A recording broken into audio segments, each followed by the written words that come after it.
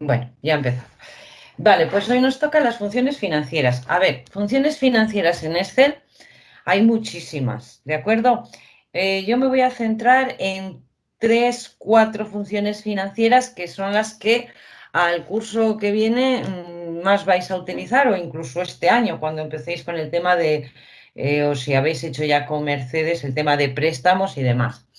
Si nosotros nos ponemos a buscar funciones financieras y nos vamos a las funciones de Excel, vamos a financieras, por aquí estarán, espérate que las encuentre, aquí, financieras, oí financieras, bueno, pues veréis que tenemos un montón de funciones financieras que podríamos utilizar. Entonces, yo me voy a centrar básicamente en las funciones de pago, pago int, pago print y la función TIR. Y al hablar de la TIR, pues hay que hablar del BAN, ¿vale? Pero simplemente nos vamos a centrar y los ejercicios que vamos a hacer son con estas funciones financieras. ¿Para qué sirven las funciones financieras pago, pago in y pago prim? Las funciones financieras nos van a servir en estas tres funciones para hacer el cálculo de préstamos, es decir, para hacer los cuadros de amortización de un préstamo. Entonces, cada una de ellas calcula una cosa distinta. La función pago lo que va a hacer es calcular la cuota que yo voy a tener que pagar por un préstamo, bien sea una cuota anual, una cuota mensual, una cuota trimestral, en función del tiempo que nosotros utilicemos, pero siempre va a ser la cuota que voy a tener que pagar. Siempre no, son funciones que funcionan, valga la redundancia, siempre con pagos constantes y tasas de interés constante, ¿vale? Y luego ahí existen otras funciones cuando no es este el caso, pero que tendréis que ir, pues ya cuando os pongáis con financiera, vayáis haciendo todo este tipo de cosas, pues podréis ir investigando un poquito más, ¿vale? Luego tenemos la función pagoInt, que lo que va a hacer es calcular de la parte de la cuota que corresponde a intereses. Todos sabéis que cuando nosotros pedimos un préstamo al banco, por ejemplo, me dicen, pues tienes que pagar 150 euros al mes. Vale, perfecto.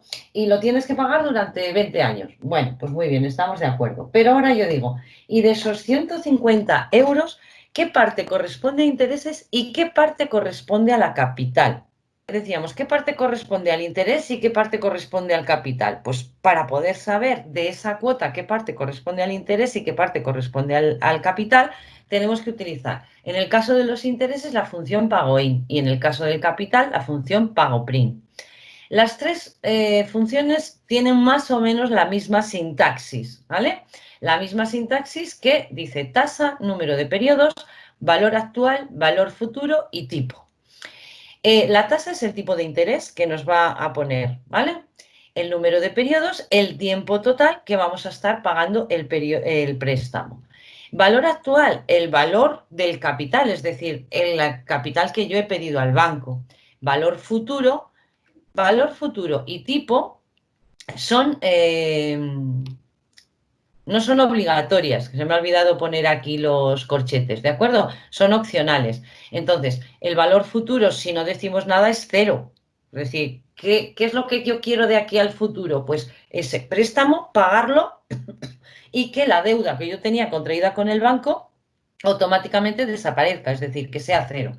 Pero podríamos tener el caso de que sea un leasing con opción a compra y que esa opción a compra sea con un valor futuro de 5.000, es decir, cuando el préstamo llegue a 5.000 tenemos que ejecutar la opción de compra, ¿vale? Entonces el valor futuro sería 5.000.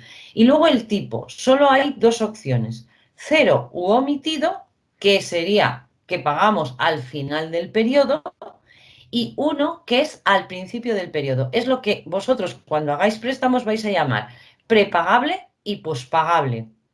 Prepagable es que yo pago al principio del mes y pospagable que pagaría al final del mes, por ejemplo, del año, del trimestre, del cuatrimestre, el tiempo que sea. Entonces, todas tienen la misma sintaxis, las tres, pero además en PagoIn y PagoPrim, además de tener todo esto que hemos dicho, tienen otra parte que es periodo. Yo quiero calcular, porque todos sabemos que en un préstamo, si yo tengo un préstamo a 10 años y tengo una cuota de 1.000 euros al año, el primer año pago muchos intereses y poco capital. Y el último año, el 10.º año, pago pocos intereses y mucho capital. Por lo tanto, el interés y el capital van a depender del periodo en el que estemos en ese momento calculando. Entonces, este periodo se refiere al periodo dentro de los 10 años que voy a pagar. ¿Qué periodo es que estoy haciendo? ¿El primero, el segundo, el tercero, primer año, segundo año, tercer año? Entonces sería, en este caso, el año 1 de un total de 10, por ejemplo. Y lo mismo ocurre con Pago Prim, el primer año de un total de 10. ¿Vale? Entonces, las tres funciones son prácticamente idénticas, lo único que cada una calcula una cosa distinta. ¿De acuerdo? Entonces, una vez dicho o explicado teóricamente, ahí tenéis en vuestra hoja, también tenéis los apuntes con todo lo que significa cada cosa. Vamos a pasar a hacer un ejemplo, ¿vale? Y yo os he puesto ahí en ejemplos un capital, una tasa de interés y un tiempo. Bien, una cosa que hay que decir es que estas funciones siempre me van a dar un resultado en negativo. ¿Por qué? Porque realmente lo que estoy calculando es una deuda, es decir, es algo que yo, si he pedido un capital al banco y quiero calcular la cuota, me está diciendo, lo que me responde es, usted tiene que pagar menos 125 euros, es decir, tiene una deuda de 125 euros mensual. Bueno, entonces siempre van a dar valores negativos. Pero puede ocurrir que para hacer los cuadros de amortización, como es lógico, no nos gusten los valores negativos. Entonces existe una función que es la función ABS, ¿vale? Decimos ABS. Y la función ABS lo que va a hacer es devolvernos el, ¿cómo se llama? El número como tal, sin el signo, no me sale ahora la palabra, ¿de acuerdo? Es decir, si es menos 125, pues lo que hace es quitar el signo, le deja en 125. Tiene un nombre que si me acuerdo os lo digo, ¿vale? Entonces, esa función es lo único que hace. Esa función que os vais a acordar porque es como lo de los frenos, ABS, ¿vale? ABS, o bueno, no sé si son los frenos o algo así de los coches, también se llama el ABS. Bueno, pues os vais a acordar de ello. Entonces, vamos a calcular, vamos a empezar a calcular. Yo he pedido un préstamo de 25.000, un interés anual del 3,5 y un tiempo en 3 años. Entonces, para calcular la cuota, ¿qué es lo que tengo que hacer? Hemos dicho que la cuota se calcula con la función pago, los intereses con la función pago int y el capital con la función pago prim, ¿vale? Entonces vamos a calcular la cuota y decimos la cuota que es igual, y ahora sí que lo voy a poner más grande. Aquí, vamos. Decimos, a ver, la cuota. Decimos, es igual a pago, ¿vale? Tasa, ¿cuál es la tasa? La tasa hemos dicho que es el tipo de interés, por lo tanto, tipo de interés. Punto y coma. Número de periodos. ¿Cuántos periodos? Es decir, el tiempo, 3 años. Punto y coma. Valor actual. ¿Cuál es el valor actual del préstamo? 25.000. Valor futuro. Pues si no pongo nada, es cero. Podría poner cero, ¿vale? Y tipo pospagable o prepagable. Entonces, en el primer caso no voy a poner nada. Es decir, valor futuro va a ser cero y el tipo, como lo he sometido, también cero. Entonces me dice que tengo que pagar una cuota de 8.923,35 euros al año. ¿Eh? Al año, porque lo he calculado anual. Fijaos que, como os decía, da un valor negativo. Es decir, tiene usted una deuda de 8.923 euros anuales. Vale, correcto. Vamos ahora a calcular la cuota para que veáis que sí que hay diferencia entre la prepagable y pospagable, ¿vale? Hacemos exactamente lo mismo y digo pago, la tasa, lo mismo, el tiempo, el mismo, el valor actual, el mismo. Y ahora, como quiero poner el tipo, lo que no puedo hacer es saltarme una parte de la sintaxis. Entonces, el valor futuro, cero, y el tipo que sea comienzo del periodo, es decir, prepagable.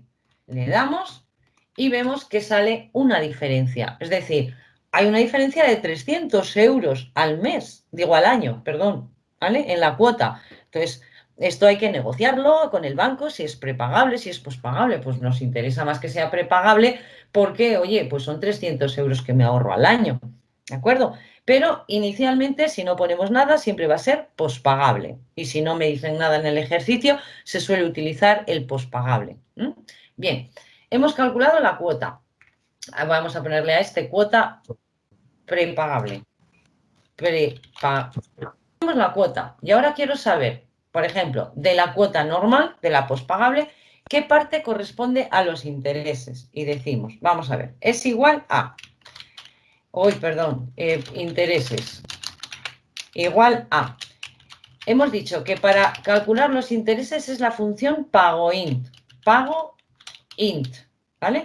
Veis que al poner pagoint, ahí pone pagoint, entre, pagoprint, entre, pagoin y pagoprint. Bueno, estas dos se utilizan, por ejemplo, intereses acumulativos entre dos periodos, principal acumulado entre dos periodos, o sea, ya hay otro tipo de cálculos a mayores, pero ya son para los préstamos cuando queremos calcular los intereses acumulados entre dos periodos concretos. Entonces, nos vamos a centrar en las tres simples y luego ya es cuestión de que cuando empecéis a hacer préstamos y demás, pues vayáis viendo que con Excel lo podéis hacer mucho más rápido, ¿vale? Entonces, estábamos con el pagoint normal, ¿vale? ¿Y qué me pregunta pagoint? Me dice tasa, vale, 3,50, punto y coma. Periodo.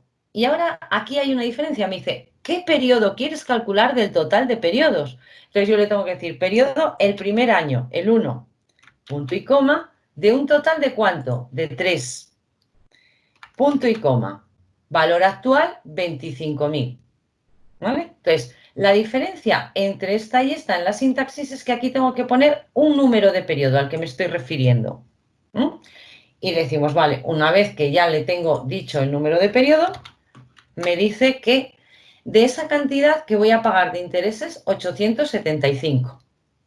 ¿Vale? Y ahora, si le digo que calcule el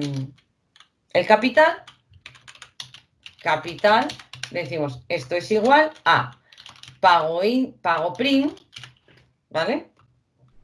Y es exactamente igual que la fórmula anterior. Entonces digo, tasa, 3,50, punto y coma, número de periodo, el primero, punto y coma, número total de periodos, 3, punto y coma, valor actual, ese no, este, valor actual, este.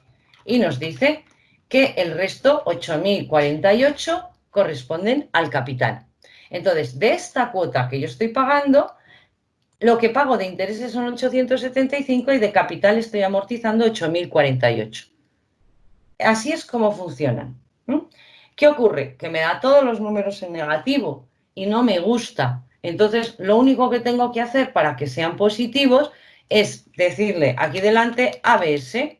Le ponemos ABS y como no tiene la función ABS, no tiene ninguna sintaxis, lo que hacemos es poner que nos devuelva el entero no, ¿cómo se llama, hombre? No me sale la palabra. El número sin signo, ya está, ¿vale? Y nos devuelve la misma cantidad en positivo. No hace absolutamente nada más, es decir, lo único que quita es el signo. Lo mismo haríamos con el resto, es decir, ABS y ya está, ¿vale? Y igual aquí, ABS y ABS.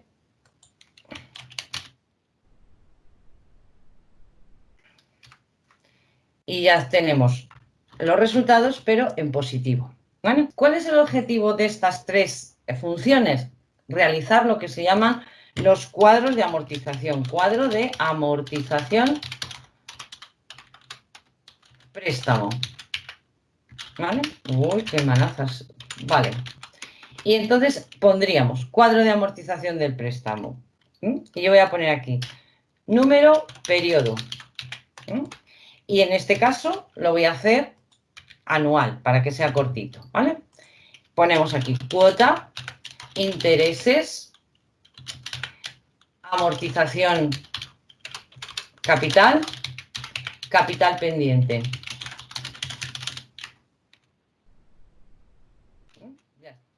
La cuota, pues lo único que tenemos que hacer es calcularlo igual que lo hemos hecho antes. Decidimos que sea pospagable, pues pospagable para tener que escribir menos, ¿vale? Igual a pago, ABS, pago, ¡uy, qué manos, Dios! Bueno, a ver, chicos, que me coloco un poquito. Pago y le ponemos la tasa, número de periodos totales 3 y capital este. Como voy a hacer un cuadro de amortización, de estas tres opciones, ¿cuáles serían absolutas y cuáles relativas?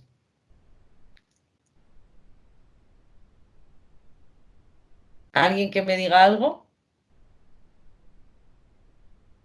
La cuota siempre va a ser la misma, no depende del periodo. Por lo tanto, en este caso, todas son absolutas. ¿Lo veis o no? Joder. ¿Me contestáis algo, porfa? Y una vez que tengo hecho eso, arrastro y ya tengo la cuota para todos los meses.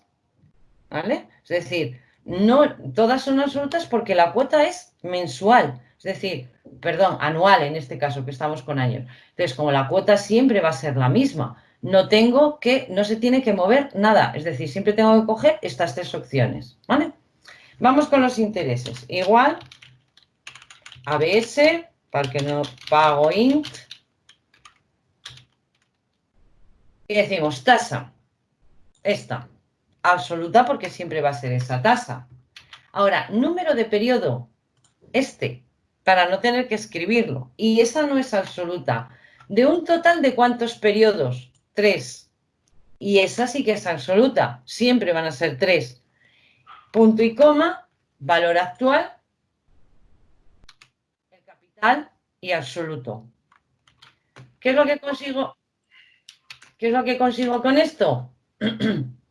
Que yo ahora aquí ya estoy calculando el periodo 2 y aquí el periodo 3. Es decir, no tengo que estar cambiándolo. Si pongo 1, 2 y 3 tendría que estar cambiándolo en todas las fórmulas. Al poner aquí el número de periodo y ponerla como relativa, automáticamente ha cambiado. Entonces ya vemos que cada año pago menos intereses. Capital amortizado. Igual ABS, pago PRIM, pago PRIM. Y ahora, lo mismo, volvemos a repetir. Tasa, esta, absoluta, punto y coma. Número de periodo, el mismo, relativo. El total de periodos, 3, absoluto. Y el capital, este y absoluto, el capital actual. Que no pongo el último, obtenemos y doble clic. Ya lo tenemos. Voy a quitar tanto decimal, que es que y ahora, el capital pendiente, pues ¿a qué es igual el capital pendiente? Esto ya no es ninguna función. A ver, el primer capital pendiente va a ser igual a esto menos el capital amortizado. ¿Vale? Ya está. Y el siguiente, ¿a qué va a ser igual? A lo que tenía pendiente menos lo que acabo de amortizar. Y así sucesivamente arrastraría hasta abajo y entonces aquí ya, capital pendiente, cero. Ya está pagado. Esto es lo que se llama un cuadro de amortización de un préstamo. Entonces yo ya sé que el primer año tengo que pagar, todos los años pago esta cuota, pero que corresponde esta parte de intereses, esta parte de amortización y lo que me va quedando. Estos cuadros de amortización se suelen hacer por temas contables, es decir, para saber luego que tengo que contabilizar de intereses, de amortización de préstamo, etcétera. Entonces así ya lo tenemos aquí. Bien, he hecho este ejemplo y lo he hecho con anual. Pero si yo ahora os digo, por ejemplo, calcular, vamos a poner aquí, calcular o realizar, sí, bueno, realizar el cuadro de amortización semestral, porque vamos a hacer pagos, 2 pagos al año, entonces son dos semestres. Lo primero que tengo que calcular es la cuota semestral. Cuota semestral. Y la cuota semestral, ¿vale? Podrían, bueno, lo primero, Puedo hacerlo aquí o puedo hacerlo directamente en el cuadro, pero voy a hacerlo aparte para que lo veáis. Lo único que tengo que tener en cuenta en estas fórmulas es que, o en estas funciones, es que tanto la tasa como, perdón, tanto la tasa como el periodo tienen que estar expresados en la misma unidad. Me explico. Si el interés es anual, el tiempo es en años. Si el interés es semestral, el tiempo es en semestres. Si el interés es mensual, el tiempo es en meses. Y así sucesivamente. Pero claro, es que a mí me dan el interés anual y el tiempo en años. No pasa nada. Digo, ¿esto a qué es igual? Digo, pago y ahora, tasa. Es esto. Este es el interés anual. Está dividido entre 2 semestres que tiene el año. ¿Vale? Y ahora, punto y coma. Número de periodos. Esto, pero por 2 semestres que tiene cada año. ¿Me seguís? Y punto y coma, valor actual, sigue siendo el mismo. Con lo cual, ahora me dice que lo que tengo que pagar es 4.425 al semestre. ¿Eh? Pues ya está. Es decir, solo tengo que tener en cuenta que si expreso la tasa en una unidad, tengo que expresar el tiempo en la misma unidad, que no puedo mezclar, ¿vale? Y para hacer el cuadro de amortización haríamos lo mismo, pero claro, el cuadro de amortización en este caso, ¿cuántos periodos serían? Número de periodos, pues ya no serían 3, sino que serían 6 periodos, porque son 2 por año. Y tendríamos que hacer exactamente lo mismo, la cuota, el interés, la amortización del capital, teniendo en cuenta que es semestral, es decir, la cuota, pues igual que hemos hecho, ¿vale? Cuota, y ahora ya pondríamos aquí, igual, ABS, pago, paréntesis, la tasa dividido entre 2, la tasa que es absoluta dividido entre 2, punto y coma, el número de periodos del tiempo absoluta dividir por 2 y el capital absoluto. F4, que sí, que cierro ese paréntesis. Y ya tenemos la cantidad, doble clic, hecha la cuota. El interés, bueno, lo que pongáis, igual ABS, pago int, tasa, esta, dividido entre 2, punto y coma. Número de periodo, este, punto y coma. Número total de periodos, podría utilizar este multiplicado por 2 o puedo utilizar este, me da exactamente igual, 3 por 2 que utilizar este de aquí. Y ese es absoluto, punto y coma, y el valor actual que es absoluto también. Se me olvida poner aquí el absoluto. Y ya lo tendríamos, ¿vale? Y tenemos para cada uno de los meses. Lo mismo haríamos con la amortización, ¿vale? Amortización capital, ¿vale? Y diríamos igual a ABS, paréntesis, pago int, digo pago prim, perdón, pago prim, tasa, esta dividir F4 dividido entre 2, punto y coma, el número de periodo este, el número total de periodos este, F4, punto y coma, valor actual, capital F4. Jolín, pues no cerraré el segundo paréntesis y lo tendríamos. Y ya el capital pendiente, pues lo mismo, capital pendiente, tendríamos al capital actual menos el capital amortizado. El siguiente sería igual al capital que teníamos pendiente menos lo que acabamos de amortizar y así hasta abajo. Función TIR. Vamos a ver, ahí tenéis todo lo que es la explicación. La función TIR, también conocida como tasa interna de retorno, ¿vale? Es decir, si nosotros vamos a hacer una inversión y queremos saber si esa inversión es rentable o no es rentable, tenemos que utilizar o podemos utilizar la función TIR para saber el rendimiento real que estamos obteniendo de ese dinero en un periodo de tiempo, ¿vale? Entonces, una vez que obtenemos esa tasa real, esa tasa de interés real, ya comparamos y si está por encima de lo que se está obteniendo en el mercado o en este negocio, se está obteniendo un 15 y yo estoy obteniendo un 25% de interés, pues es un negocio que es rentable o que merece la pena. Ahora, si estoy por debajo, me sale un 5, pues dice, pues mira, es que no merece la pena o no me interesa invertir. ¿Qué ocurre? Que el TIR, para entenderlo un poquito, siempre va unido a lo que es el VAN, el valor actual neto. Entonces, el valor actual neto también es una fórmula que se utiliza en economía, en matemáticas financieras, para saber cuál sería el valor real de una inversión en este momento, ¿vale? Las fórmulas que se utilizan si lo tenéis que hacer a mano para el cálculo del VAN y del TIR son estas fórmulas de aquí. Los que hayáis hecho economía, seguramente que habéis utilizado por lo menos el VAN. ¿Alguien lo ha utilizado? Sí, ¿no? Vale. ¿Y lo habéis hecho a mano? Sí, vale. Bueno. Y lo entendemos lo que es, ¿no? Lo que es el VAN y lo que es el TIR. Bueno.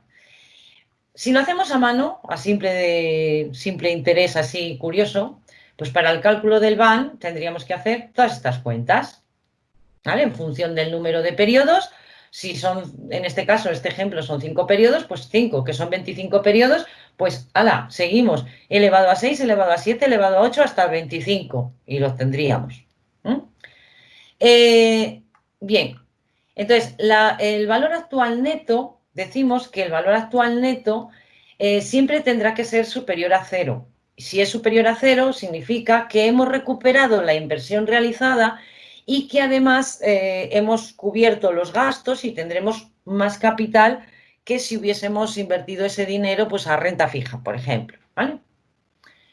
Entonces, calcular el valor actual neto o calcular la TIR viene a ser lo mismo, entre comillas, ¿vale? Esto viene a ser lo mismo, porque el valor actual neto lo que me va a dar es el valor actual de ese dinero y la TIR es el tipo de interés que hace que el VAN sea cero. Es decir, si nosotros hiciéramos una representación gráfica del valor actual neto, tenemos un punto cero. Y ese valor actual neto puede estar por encima del cero o por debajo del cero. Si está por debajo del cero, quiere decir que estoy perdiendo dinero. Y si está por encima del cero, quiere decir que estoy obteniendo un beneficio, una ganancia. ¿Vale?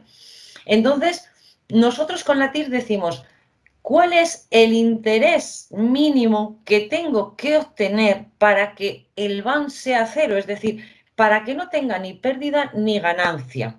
Entonces, la fórmula del TIR, la fórmula de la TIR sería esta. Si lo tuviéramos que hacer a mano, pues lo que haríamos sería esto, ¿vale? Dentro de la fórmula del VAN sustituimos este I que hay aquí por la fórmula de la TIR. Bueno, hacemos la sustitución y vemos que al final da 0. Y me dice, en este caso, es un 89,45%. Es el valor que nos va a dar. Esto os lo pongo a modo de ejemplo para que lo entendamos un poquito, ¿vale? Para que nos pongamos en situación. Pero ¿cómo se hace en Excel? Pues en Excel se hace muy fácil, ¿vale? Dice, supongamos que tenemos una inversión inicial de 20.848 euros. El interés es del 10% y el periodo es de 5 años.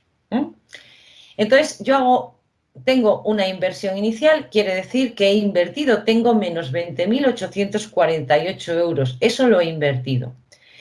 Claro, el VAN, el valor actual neto, tiene que ver con los flujos efectivos de caja. Los flujos efectivos de caja, ¿qué son? Simplemente son los ingresos menos los gastos. Es decir, yo he hecho una inversión, he invertido 20.848 euros en abrir una tienda de chuches y he tenido unos ingresos mensuales o anuales de 5 y unos gastos de 3. Pues el flujo de caja sería 5 menos 3, 2, ¿vale? Los flujos de caja suelen ser positivos.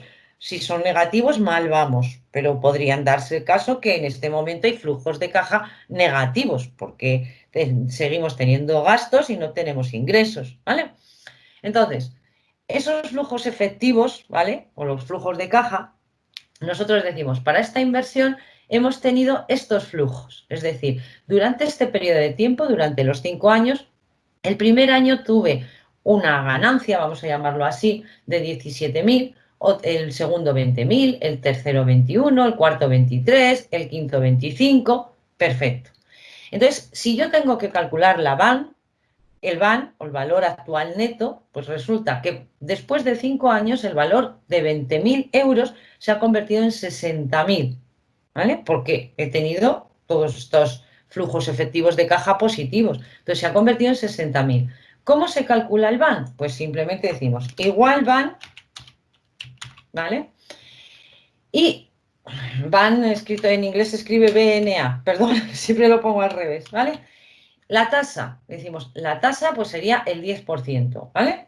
10%, que es lo que hemos estimado que sería si yo hubiese invertido ese dinero a una renta fija del 10%, bueno, pues decimos el 10%.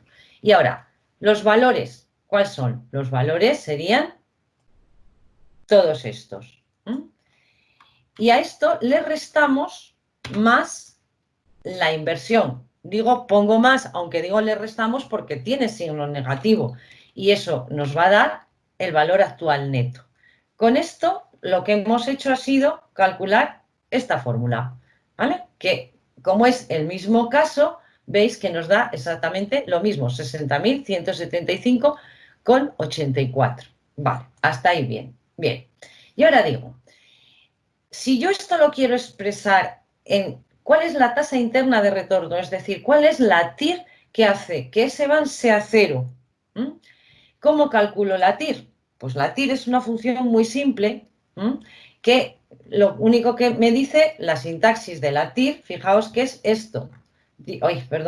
Dice valores y estimación. Y es que estimación ni siquiera es una cosa opcional. Es decir, no tengo ni por qué ponerlo. Si no lo pongo, él entiende siempre que es 10. Por aquí os lo pone, dice que a partir de guess, etcétera, que se entiende que es el 0,1 o el 10%. Entonces, si no lo ponemos, entiende que es el 10%. En la mayoría de los casos no hay que hacerlo.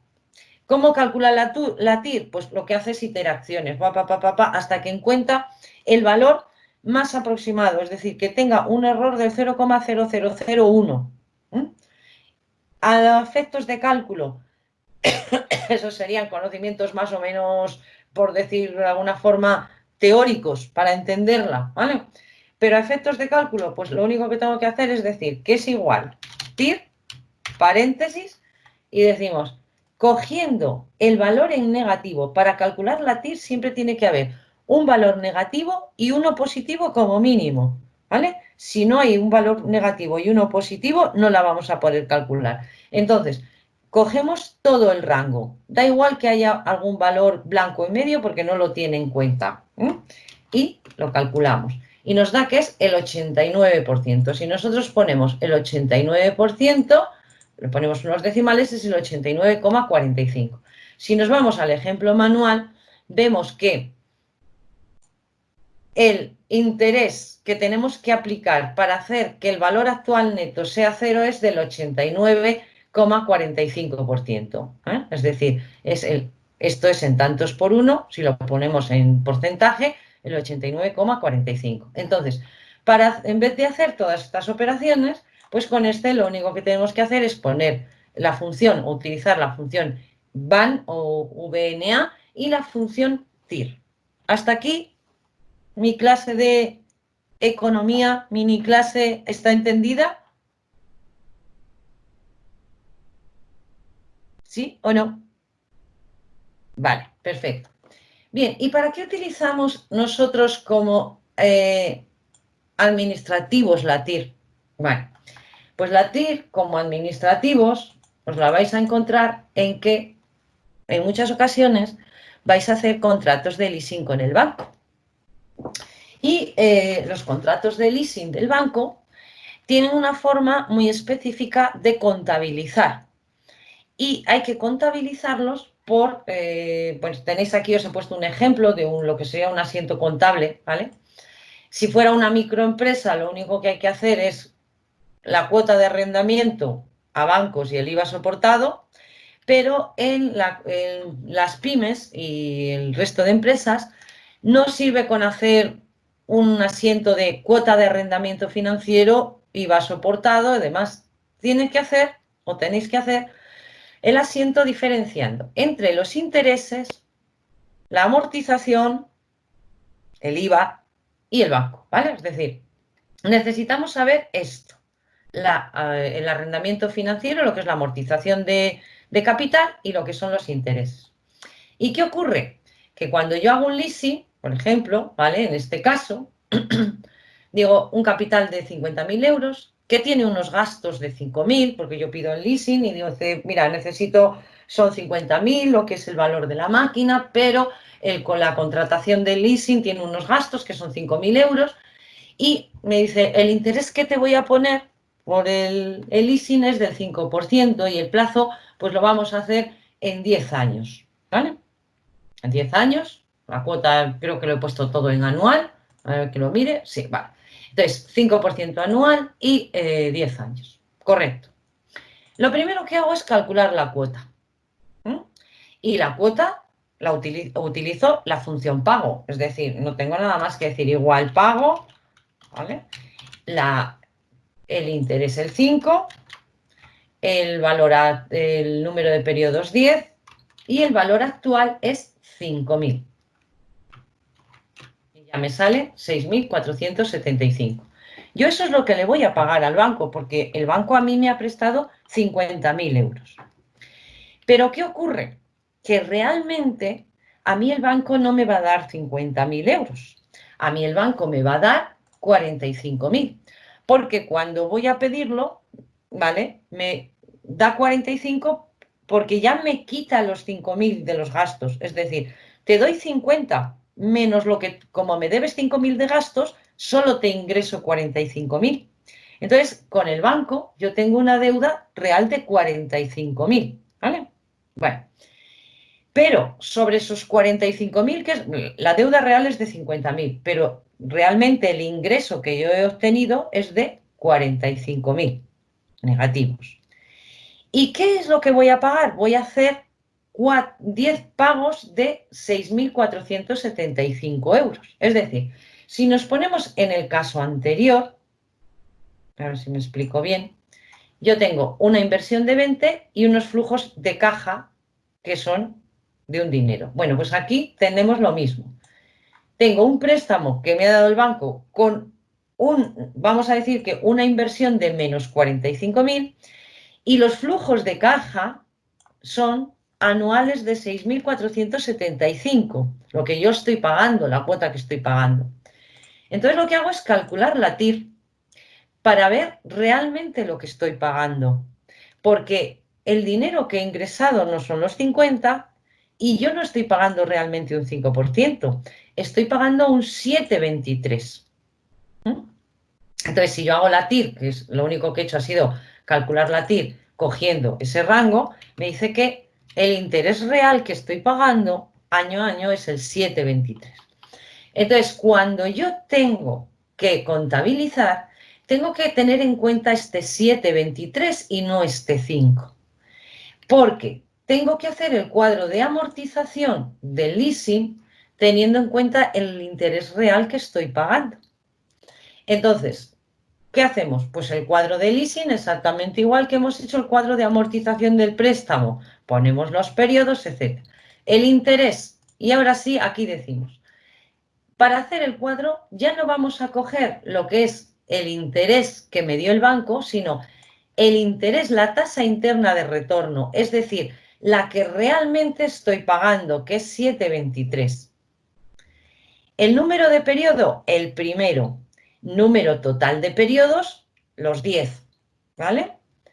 Es decir, el resto es igual. Y luego, ¿el capital actual cuál es? El capital actual nosotros tenemos que calcularlo sobre lo que realmente he invertido, que es 45.000. Pero ojo porque está con signo negativo. Entonces, aquí sí que obligatoriamente tengo que decir que coja el positivo, ¿vale? ABS y que coja el positivo.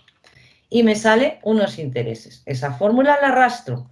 La cuota ya la tengo calculada, pues puedo decirle que sea igual a lo que he calculado aquí todo el tiempo o podría calcular el pago, me da igual, ¿vale?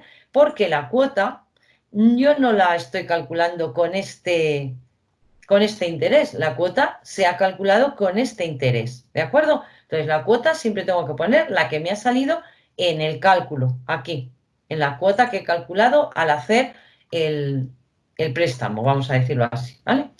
El capital tengo que hacerlo, pero utilizando la tasa interna de retorno. Hago exactamente lo mismo que con el interés. Y una vez que he hecho eso, el cuadro de amortización, o sea, el capital pendiente, pues sería los 45.000 menos 3.000 y luego ya lo que me va quedando menos el resto, ¿vale? Total amortizado a los 10 años, 0. ¿Y para qué sirve esto? Porque a la hora de contabilizar, cuando yo vaya a hacer el asiento contable, lo que tengo que hacer es poner capital amortizado 3.221,80. Intereses 3.253,43. El IVA, si lo hay, que lo habrá, el que sea. Y a bancos 6.475. Y esas cantidades tienen que cuadrar con las 6.475. Si sumáis esta más esto, os da esa cantidad. Si yo digo que esto es igual a esto más esto, da la cuota, que son 6.475, aunque se han calculado con interés, el tipo de interés distinto, también se ha calculado sobre un capital distinto, puesto que realmente lo que voy a tener que pagar en definitiva son los 45.000, ¿vale? Entonces, esto necesitamos hacerlo para calcular los cuadros de amortización del leasing. ¿Mm? Lo he hecho pospagable, pero en caso de que fuera prepagable sería exactamente lo mismo. Tendríamos que poner en todos punto y coma 0, punto y coma 1 y ya está. Prepagable y pospagable.